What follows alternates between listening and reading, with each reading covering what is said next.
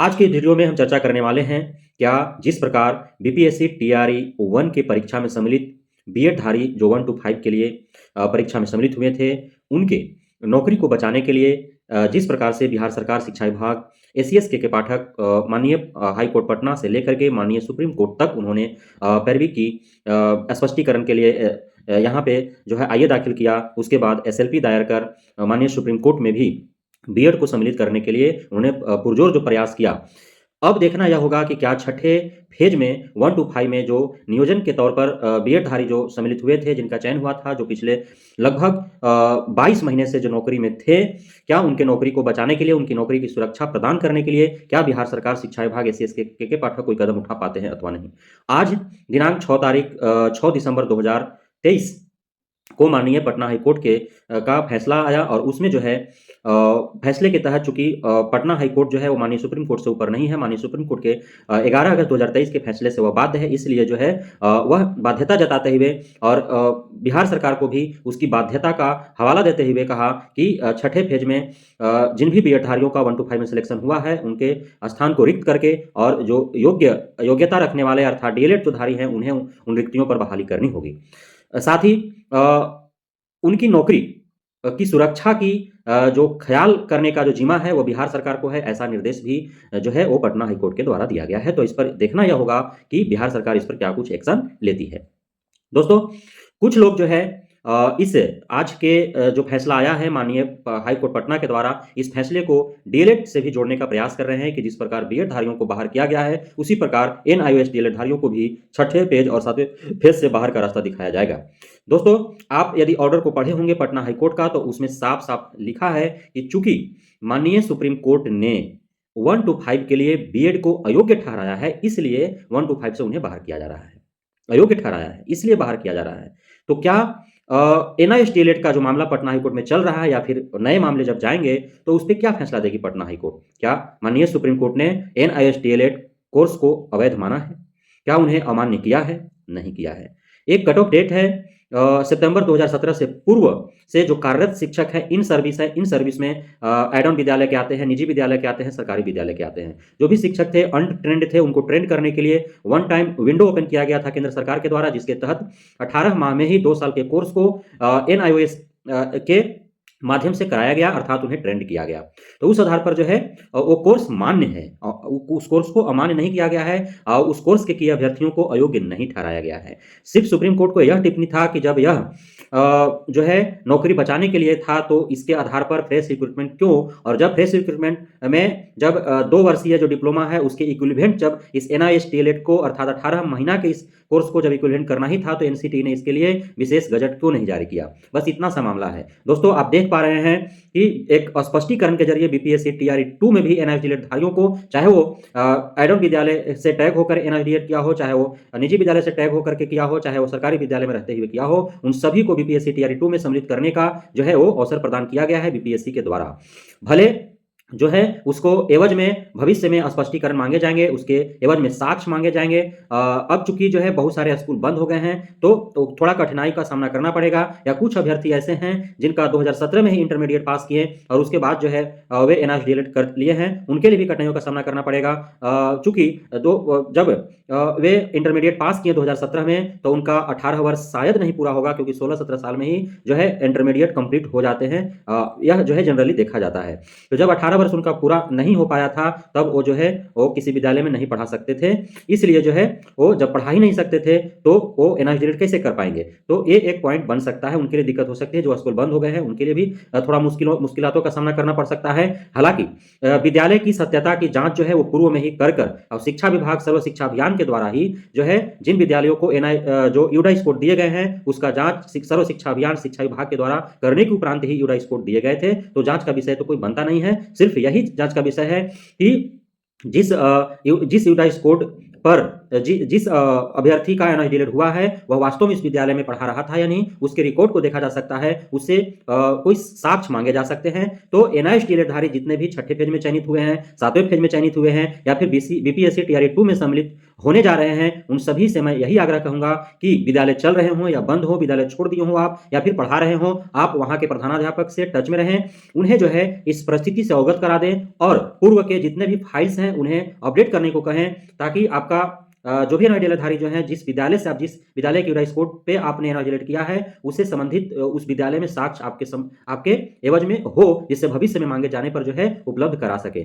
जमुई जिला का एक डीईओ ऑफिस का लेटर आया था, उसमें जो है एनआईडी डिलीट चाहे वो नियोजित हो चाहे बीपीएससी के जरिए बहाल हुए हैं, उनका फोल्डर अलग करने की उसमें जो है दिशा निर्देश दिए गए हैं। तो उसका सिर्फ एक ही मायने है कि एनआईडी डिलीटधारियों का फोल्डर अलग कर और उन एनआईडी डिलीटधारियों को सूचित किया जाएगा कि आप जो है 2017 से पूर्व से ही किसी विद्यालय में कार्यरत थे, जहां से आपने रहते हुए एनआईडी डिलीट किया है, वहां का आपको ये कागजात आपको जमा कराने हैं, वो जमा करा देंगे, उनका नौकरी सुरक्षित है। तो बीएड वर्सेस बीटीसी मामला और एनआईडी डिलीट का मामला दोनों में है आकाश जमीन का अंतर है। बीएड वर्सेस बीटीसी का मामला जो है वो अलग था, एनआईडी डिलीट का मामला अलग था।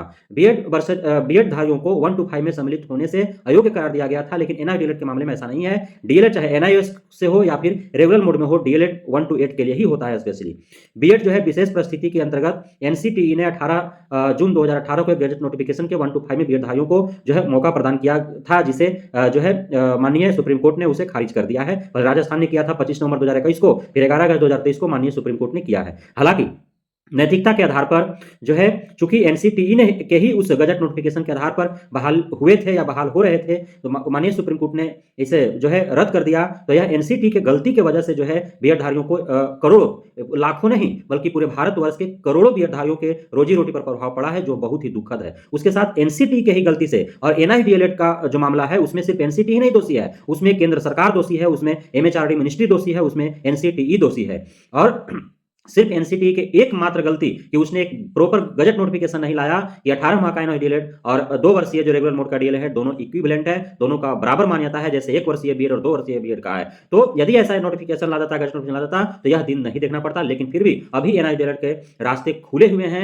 गजट नोटिफिकेशन लाने के लिए एमएचआरडी मंत्रालय पर जो है दबाव बनाया जाए, एनसीटीई पर दबाव बनाया जाए, तो इसका रास्ता एकदम सरल है, आसानी से इसका रास्ता निकाला जा सकता है। एनआईडी डिलीट को अभी भी पिछले भर्तियों में भी सम्मिलित किया गया और आगामी भर्तियों में भी सम्मिलित किया जाएगा, लेकिन वैसे ही जो सही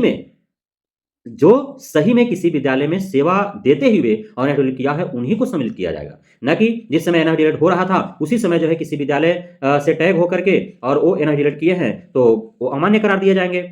लगे हुए नौकरी से भी निकाले जा सकते हैं यदि वो साक्ष्य उपलब्ध नहीं करा पाए कि 2017 से पहले से वो किसी विद्यालय में कार्यरत थे और फिर एनआईडी डिलीट किया है उन्होंने। ऐसा साक्ष्य उपलब्ध कराने में यदि वो कामयाब नहीं हुए तो उन्हें हटाया जा सकता है। इसलिए मैं बार बार प्रत्येक वीडियो में ये बोल रहा हूं कि जितने भी एनआईडी डिलीटधारी हैं, चाहे वो छठे फेज में चयनित हो गए हैं, सातवें फेज में चयनित हो गए हैं या फिर बीपीएससी टीआरई 2 में सम्मिलित होने जा रहे हैं, वो जिस भी विद्यालय के यूडाइस कोड पर उन्होंने एनआईडी डिलीट किया है, वहां के विद्यालय के प्रधानाध्यापक से संपर्क बनाएं और आप अपने से संबंधित जो भी साक्ष्य है वहां पे उपलब्ध प्रधानाध्यापक से रिक्वेस्ट करें कि उनसे संबंधित चाहे रजिस्टर मेंटन या जो भी पेमेंट का बिल होगा या जो भी साक्ष्य होंगे वो सब अपडेट करने का, एकत्रित करने का प्रयास किया जाए, ताकि जैसे ही शिक्षा विभाग बिहार सरकार के द्वारा मांगा जाए तो उसे जो है डीओ ऑफिस बीआरसी के द्वारा जैसे ही मांगा जाए उसे जो है आप जो फोल्डर अलग किया जा रहा है उस फोल्डर में जो है लगाने के लिए बीआरसी और डीओ को दे दें, ताकि आपका नौकरी जो है सुरक्षित रह सके। तो ये सिर्फ एक काम करना होगा, दोनों अलग अलग मायने हैं। तो दोस्तों, जो बीएडधारी को बाहर किया जा रहा है वो दुखद है, नैतिकता के आधार पर ऐसा नहीं होना चाहिए था, लेकिन कोर्ट जो है वो तो साक्ष्य और गवाह के आधार पर चलता है और पटना हाई कोर्ट खुद ही जो है वो बाध्यता जाहिर की है। बिहार सरकार भी बाध्य है माननीय सुप्रीम कोर्ट के उस फैसले को मानने के लिए। हालांकि 7 पेज अर्थात बीपीएससी टीआरई 1 के लिए जो 1 to 5 में बीएडधारी जो परीक्षा में बैठे थे उनके लिए काफी हद तक बिहार सरकार शिक्षा विभाग के द्वारा प्रयास किए गए थे। तो अब जो है 6 फेज में जो चयनित बीएडधारी हैं उनके नौकरी की सुरक्षा जो है वह बिहार सरकार के हाथों में है और उसका उपाय है, ऐसा नहीं है। अब जो भी अभ्यर्थी हैं छठे पेज में लगभग 20,000 बीएडधारी अभ्यर्थी हैं, जिसमें से कुछ अभ्यर्थी बीपीएससी टीआरई 1 में तो उनका जो है 9 to 12 में हुआ होगा कुछ लोगों का, और कुछ लोग जो है बीपीएससी टीआरई 2 के माध्यम से भी जो है 6 to 12 में वो चयनित हो जाएंगे। तो जो भी 15,000, 18,000, 20,000 जो भी बचेंगे तो बहुत कम संख्या है, 10, 12,000, 15,000 बहुत ज्यादा संख्या नहीं है। उनका उच्च प्राथमिक में अर्थात 6 to 8 में समायोजित करके और उनके नौकरी की सुरक्षा आराम से कर सकती है। इस पे कहां बाध्यता है? इस पे न तो सुप्रीम कोर्ट बाध्यता करती है और न ही माननीय हाईकोर्ट पटना बाध्यता कर रही है कि आप जो है उसे हटा ही दें। 1 to 5 से हटाना है, न कि उनको नौकरी से निकाल देना है, ऐसा कहाँ कहा जा रहा है। तो बिहार सरकार चाहेगी तो 1 to 5 में जितने भी बीपीएससी टीआरई 1 और टीआरई 2 के बाद जो शेष बच जाते हैं उन्हें 6 to 8 में प्रमोशन देकर के उनकी नौकरी की सुरक्षा की जा सकती है। तो इसलिए जितने भी बीएड धारी जो 6 पेज में चयनित हैं वो न तो हाईकोर्ट पटना जो है इसके एवज में रिव्यू पिटीशन डाले और न ही पटना हाईकोर्ट के इस फैसले के विरुद्ध जो है माननीय सुप्रीम कोर्ट में चैलेंज करे, क्योंकि माननीय सुप्रीम कोर्ट के आदेश का ही पालन करते हुए तो पटना हाई कोर्ट ने जो है ऑर्डर पारित किया है। इसलिए माननीय सुप्रीम कोर्ट में जाने से कोई फायदा नहीं है, रिव्यू पिटीशन डालने से भी कोई फायदा नहीं है।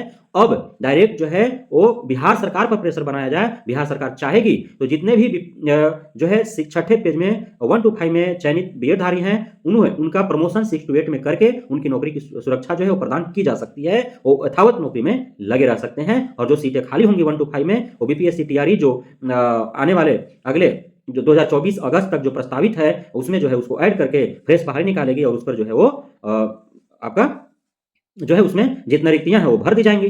तो एक जो है बिहार सरकार का प्लानिंग होना चाहिए। मैं बार बार कह रहा हूं एनआईओएस टीएलएड धारी चाहे वो 6 फेज में चयनित हुए हों या फिर 7 फेज में चयनित हुए हों या फिर 8 फेज अर्थात बीपीएससी टीआरयू में सम्मिलित होने जा रहे हों, वे जिस भी विद्यालय की यूडाइस कोड पर उन्होंने एनआईओ किया है वहां के प्रधानाध्यापक से संपर्क बनाएं और खुद से संबंधित जितने भी फाइल है जितने भी कागजात हैं उस विद्यालय में अपडेट कराने का प्रयास करें, उसे जो है एकत्रित करने का प्रयास करें।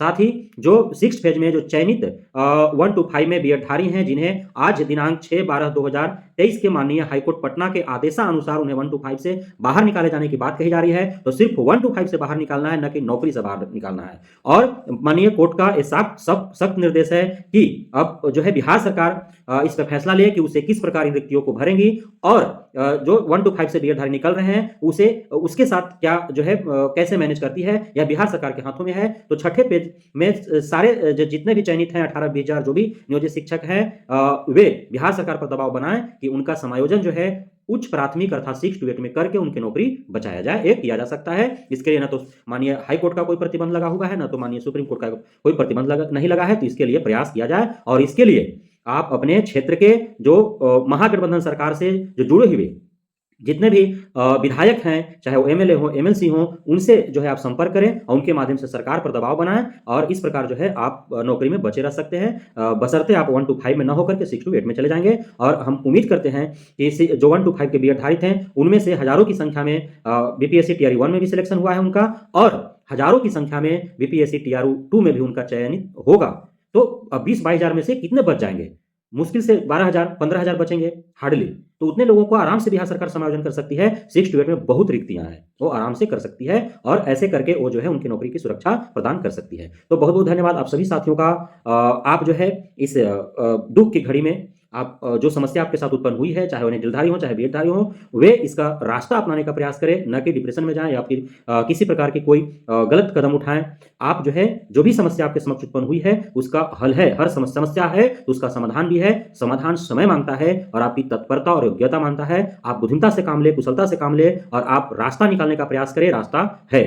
6ठे पेज के लिए बिहार सरकार के पास रास्ता है और 6ठे पेज में जो बीएडधारी चयनित हुए हैं उनके पास बिहार सरकार के पास रास्ता है। एनआईओएस डीएलएड जो हैं उनके पास उनके लिए एनसीटी के पास रास्ता है और ऐसे भी एनआईओएस डीएलएड को विशेष शर्तों के आधार पर उन्हें जो है शामिल किया जा रहा है। जो चयनित हो गए हैं उनका नौकरी सुरक्षित रहेगा, उसके लिए निश्चिंत रहें। बशर्ते आप एनआईओएस डीएलएड जो हैं वो अपने जिस भी यूडाइस कोड जिस विद्यालय के यूडाइस कोड पर आपने एनआईओएस डीएलएड किया है वहां से प्रधानाध्यापक सब संपर्क बनाए रखें और आपसे संबंधित जो भी साक्ष्य हैं जो भी खाता बही है सब अपडेट करवाने का प्रयास करें। जैसे ही शिक्षा विभाग मांगेगी आप जो है उसे उन साक्ष्यों को उपलब्ध करा पाने में सक्षम हो, ऐसा आप प्रयास करें। बहुत बहुत धन्यवाद आप सभी साथियों का हमारे साथ जुड़ने के लिए, हमारे साथ बनने के लिए। जो भी हमारे चैनल पर नए हैं वो इस चैनल को सब्सक्राइब कर लें, बेल आइकन दबा लें ताकि इसी प्रकार गंभीर समस्याओं का सरल समाधान जो है आप तक पहुंच सके। बहुत बहुत धन्यवाद। जय हिंद।